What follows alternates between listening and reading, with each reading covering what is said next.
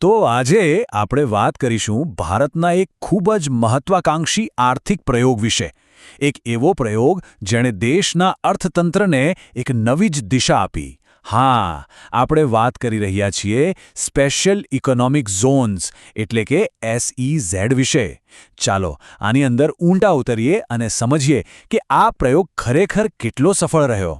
ક્યારે એવું વિચાર્યું છે કે કોઈ દેશ પોતાની સરહદોની અંદર જ એક પ્રકારનું આર્થિક VIP લાઉન્જ કેવી રીતે બનાવી શકે?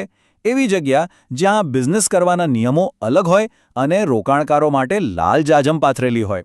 આ કેવી રીતે શક્ય બને? વેલ, આ સવાલનો જવાબ જ SEZનો મૂળભૂત વિચાર છે. તો આ જે આર્થિક VIP લાઉન્જની આપણે વાત કરી રહ્યા છીએ એ ખરેખર છે શું? ચાલો તેની મૂળભૂત વાતને બરાબર સમજીએ. તો આ છે શું આ SEZ? ચલો એકદમ સરળ ભાષામાં સમજીએ. SEZ એટલે દેશની અંદર જ એક એવો ખાસ વિસ્તાર જેને તમે એક ટાપુ જેવો ગણી શકો, જ્યાં વેપાર ધંધાના નિયમો થોડા અલગ હોય છે. અહીંયા સામાન્ય કાયદાઓ હળવા કરી દેવામાં આવે છે, જેથી આર્થિક વિકાસને જબરદસ્ત ગતિ મળે. મતલબ કે ઉદ્યોગો માટે ટેક્સમાં ભારે છૂટ અને બીજી ઘણી બધી ખાસ સુવિધાઓ. આ કોઈ નવો વિચાર નથી. આની શરૂઆત તો છેક 1965માં થઈ હતી, અને એ પણ આપણા ગુજરાતના કંડલાથી, જે એશિયાનું પહેલું એક્સપોર્ટ પ્રોસેસિંગ ઝોન હતું. પણ આને ખરી ગતિ તો મળી વર્ષ 2000માં.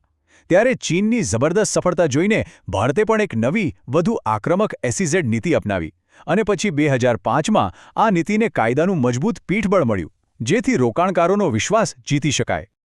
તો સવાલ એ થાય કે આ ઝોન બનાવવાનો મુખ્ય હેતુ શું હતો? સરકાર આના દ્વારા શું હાંસિલ કરવા માંગતી હતી? ચાલો એના પર એક નજર કરીએ. આ કોઈ નાની સૂની યોજના નથી. એના લક્ષ્યો બહુ મોટા હતા, જેમ કે દેશની નિકાસ વધારવી, દેશ-વિદેશમાંથી મોટા પાયે રોકાણ લાવવું, લાખો નવી નોકરીઓ ઊભી કરવી અને દેશમાં વર્લ્ડ ક્લાસ ઇન્ફ્રાસ્ટ્રક્ચર બનાવવું. સાચું કહું ને તો આખા અર્થતંત્રને બદલી નાખવાનું એક મોટું સપનું હતું. હવે આટલા મોટા લક્ષ્યો પૂરા કરવા માટે પ્રોત્સાહન પણ એટલા જ મોટા આપવા પડે. તો કંપનીઓને આકર્ષવા માટે શું કરવામાં આવ્યું? વિચાર કરો. પહેલા 5 વર્ષ માટે નિકાસની આવક પર 100% ટેક્સ માફ, કાચા માલ પર કોઈ જ ડ્યુટી નહીં, અને સૌથી મોટી રાહત, બધી જ સરકારી મંજૂરીઓ માટે આમ તેમ ભટકવાની જરૂર નહીં. બધું કામ એક જ ઓફિસમાંથી, એટલે કે સિંગલ વિન્ડો ક્લિયરન્સ. પણ દરેક મોટા પ્રયોગની જેમ SEZની કહાણીમાં પણ 2 બાજુઓ છે. એક બાજુ સફળતા છે, તો બીજી બાજુ પડકારો પણ છે. ચાલો હવે તેનું એક નિષ્પક્ષ વિશ્લેષણ કરીએ. જો આપણે SEZની સૌથી મોટી સફળતાની વાત કરીએ તો એ છે ભારતની નિકાસ. શું તમને ખબર છે કે દેશની કુલ નિકાસનો 20% કરતાં પણ વધુ હિસ્સો ફક્ત આ સ્પેશિયલ ઝોનમાંથી આવે છે? આ કોઈ નાનો આંકડો નથી, આ એક જબરદસ્ત સિદ્ધિ છે. પણ વાર્તા અહીં પૂરી નથી થતી, ખરું ને? દરેક સિક્કાની 2 બાજુ હોય છે. એક તરફ આપણે જોયું કે નિકાસમાં જબરદસ્ત ઉછાળો આવ્યો, ખાસ કરીને IT અને ફાર્મા સેક્ટરમાં તો કમાલ જ થઈ ગઈ. પણ બીજી બાજુ શું? તો જુઓ, મેન્યુફેક્ચરિંગ સેક્ટર પાછળ રહી ગયું. જમીન સંપાદનને લઈને મોટા વિવાદો થયા, અને હા, સરકારને ટેક્સની આવકમાં પણ મોટો ફટકો પડ્યો. એટલે ચિત્ર જે દેખાય છે એના કરતાં ઘણો વધારે જટિલ છે. આ બધા પડકારોએ સરકારને ફરીથી વિચારવા માટે મજબૂર કરી. એટલે 2018માં બાબા કલ્યાણી સમિતિએ એક બહુ મોટો અને મહત્વનો બદલાવ સૂચવ્યો. એમણે કહ્યું કે હવે આપણું ફોકસ માત્ર નિકાસ પર નહીં, પણ દેશના સર્વાંગી આર્થિક વિકાસ અને રોજગારી પર હોવું જોઈએ. આ એક મોટો શિફ્ટ હતો. અને આ જ ભલામણથી એક નવા યુગની શરૂઆત થઈ. તો હવે સવાલ એ છે કે SEZનું ભવિષ્ય શું છે? ચાલો જોઈએ.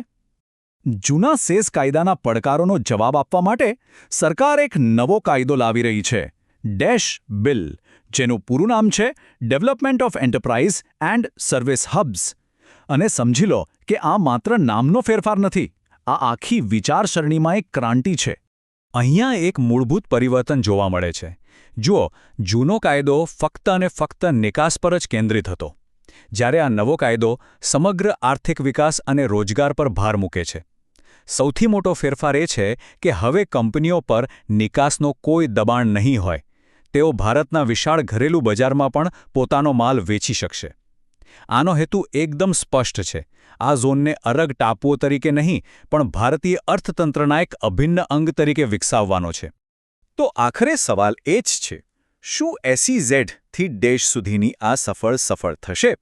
શું આ નવા ડેવલપમેન્ટ હબ્સ ભારતના વિકાસની ગાથામાં એક નવો સુવર્ણ અધ્યાય લખી શકશે? આ એક એવો પ્રશ્ન છે જેનો જવાબ તો આવનારો સમય જ આપશે.